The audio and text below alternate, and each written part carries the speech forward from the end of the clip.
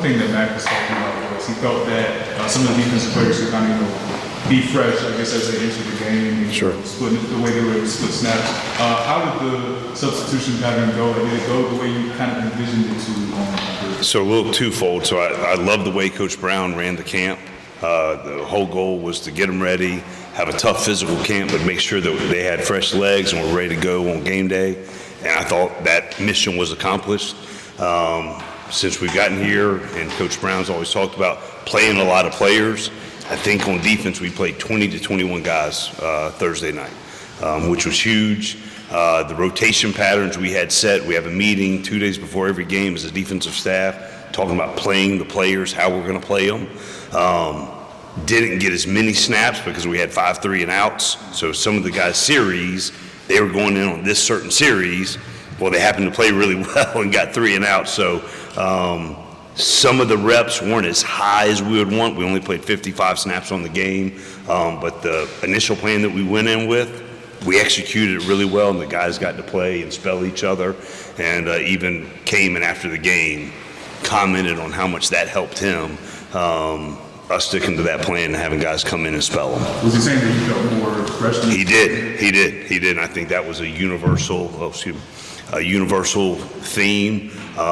We built a lot of trust amongst the group and amongst the position players, so they know that if they're coming out, there's a really good player that's coming in for them too. So that helps build confidence and cheering for the teammates and all that kind of stuff.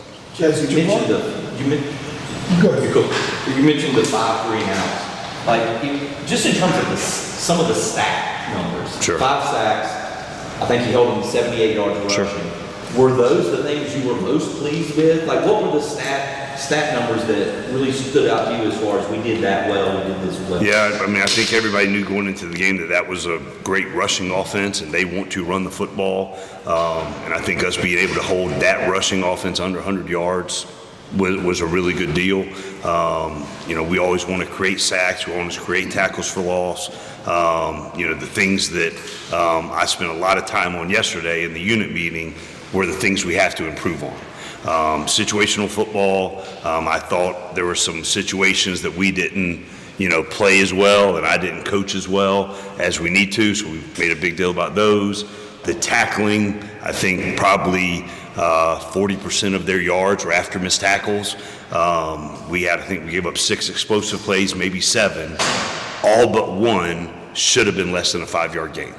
So we went and made sure, and it wasn't demeaning. It was just like, hey, we have a high standard. We have really good players. We got to make sure we're tackling in space at a high level. There were a couple of times that I love that we're going after the football. I love that we're trying to create turnovers, but make the tackle first. And then, like in the last 2-minute drive, we had some guys that were going for the ball instead of just securing the tackle, getting him down, let the clock run. So we spent a lot of time on that situational piece yesterday. There were some really good highlight plays, and we did obviously show those. But the biggest thing, and this is from Coach Brown too, is be very self-critical and make sure we're addressing the things so as we move forward, we keep getting better and better. But love the way the guys played, love their energy, the way they flew around, played with great effort, swarmed to the football, and then on the sidelines, they were unbelievably coachable, communicated well. We were using the iPads, which is a new thing for me, and just the engagement, even with the guys that might only play 10 to 14 snaps, they were just as invested and just as engaged the entire time on the sideline too, which was nice. When you think about what you saw on film from Javari when you first got here, Yep. and then what you saw back early in spring, what's the difference between that guy and the player we saw the other night? Yeah, I thought he put on a show Thursday night. He's got tremendous ability. He's a tremendous young man. And I was so happy for him that the production matched how awesome I know that he is, right? And I'm wearing my little Javari Ritzy shirt today, little J5 for him. He had a heck of a day. Universally loved on the entire team, and was just really proud that the production matched his work ethic and matched his ability. And that's a cool thing. And now the challenge is, let's do it again. and then let's do it again. And that kind of progression will be awesome for him. Did you see something along those lines coming throughout camp? Yeah, I mean, I thought he had a really good spring. I thought he had a really good preseason camp, and he made the plays that he was supposed to make. And the one in the fourth quarter, the sack where he ran the kid down, there's not many 300-pound men that can make that play. But Javari is just, has special ability, high character, plays really hard. So I think just the work that he's just consistently put in with Coach Monachino showed up and paid off for him on Thursday night. Yeah, the turnover he caused was huge, and I thought it didn't limit him at all. He was taking on blocks. He was being physical. I thought he added a really nice presence to the defense, making the calls, getting us lined up, making all the checks, and then playing at a high level as well. So internally, the two awards we give on defense, Ritzy got one of them and Amari got the other one, and was really proud of his performance. Played like an older guy, which is it didn't seem like it was his, whatever it was, second, third, or fourth game that he's played in, and I was really proud of just his poise, composure, and then just his relentless nature throughout the night. Geoff, what was the teaching point for you with the Caleb Valley missed tackle on third and 19? Yep. Obviously, kind of stood out. Like, what have you? Well, just the biggest thing. Caleb is a tremendous athlete, tremendous young man, and just knowing the situation, know where his help is. He could have easily just played with the proper leverage, sent it back to the other 10 guys on the team, and instead he ended up on the wrong shoulder of the tackle and reached and missed. And instead of just making it easy for yourself, using all your other buddies, set the thing with leverage and make an easy play, right? And we talk all the time, play ball, don't work ball. So play football, don't work at it, just use your leverage, get in a better position, take better angles, and you'll make that play. So, what did you see out of Travis Shaw? I mean, he came in as a stud 5-star back in his recruitment. And it's just obviously a big year for him in the middle. What did you see out of him in game one? So I think he played 22 snaps, which I think is an increase from maybe times in the past. But I thought he played at a really high level. I was very impressed because you guys all have gotten to know Travis. Big personality, fun-loving, loved to be around him. But I was so impressed with him on the sidelines and in the game, how composed he was, what a great teammate he was on the sidelines and in game, how engaged he was the entire time.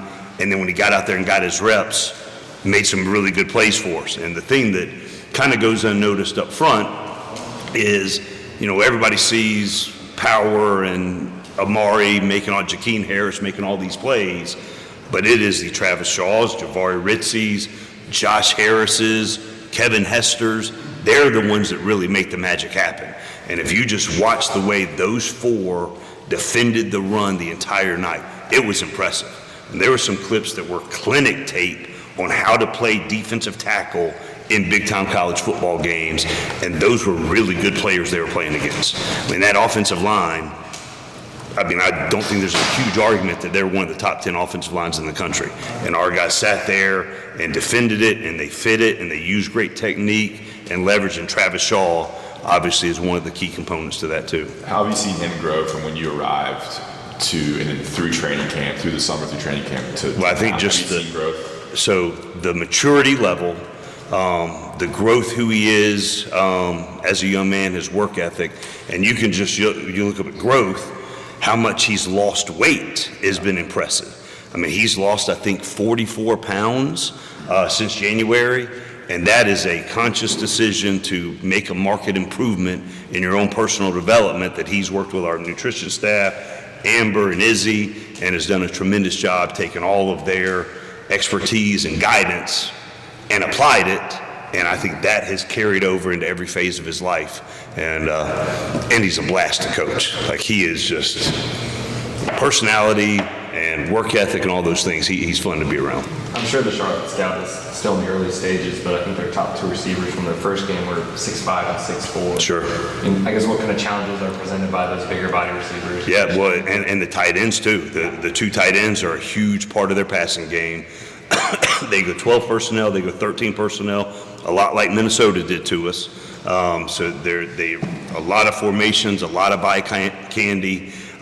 They get the matchups that they want by formations, by shifts, by motions, and they've got really good players.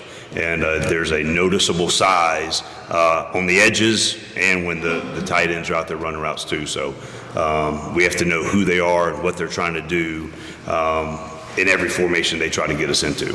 What are some of the teaching points on Marcus's team passing? Sure. Just play with poise. I thought he had a tremendous camp.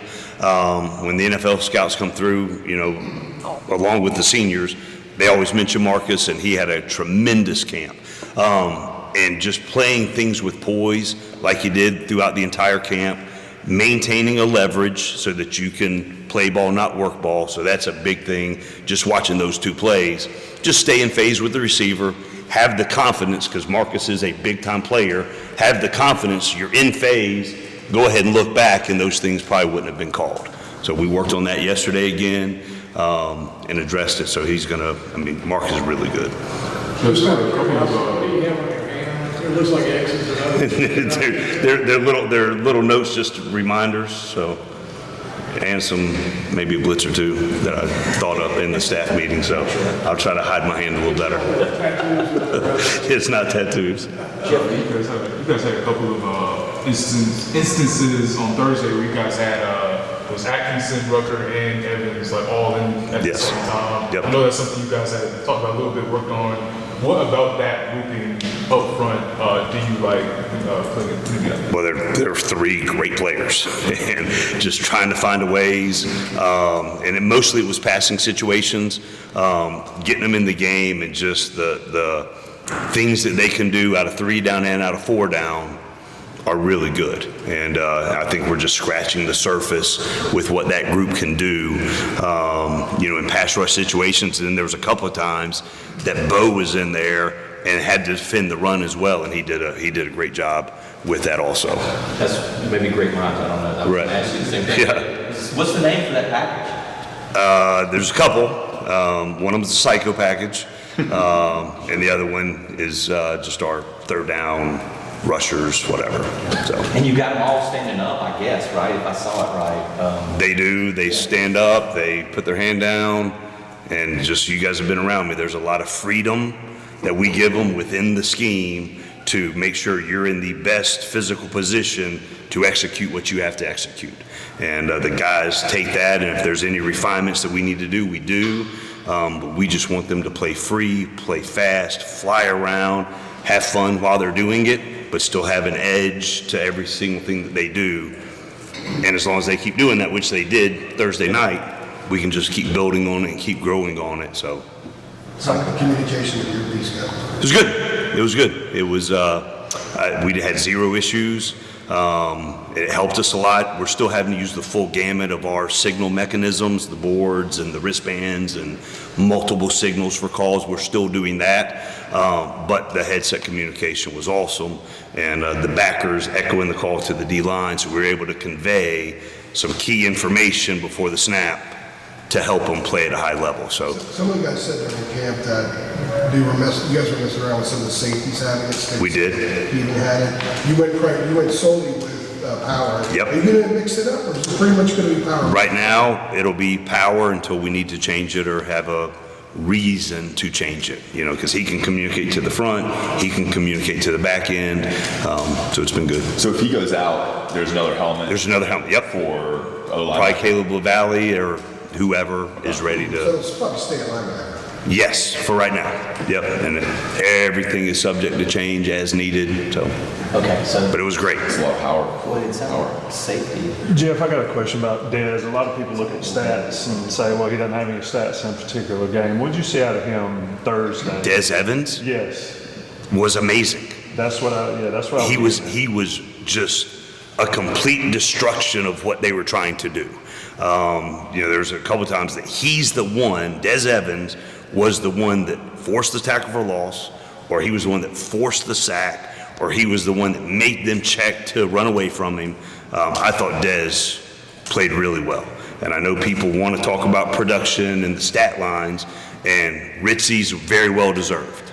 right? He had production, he had stat lines, but what Des Evans did, what Bo Atkinson did, the other internal guys along the defensive line, they were ones that were making plays based on the nature of what we do. Other guys make plays.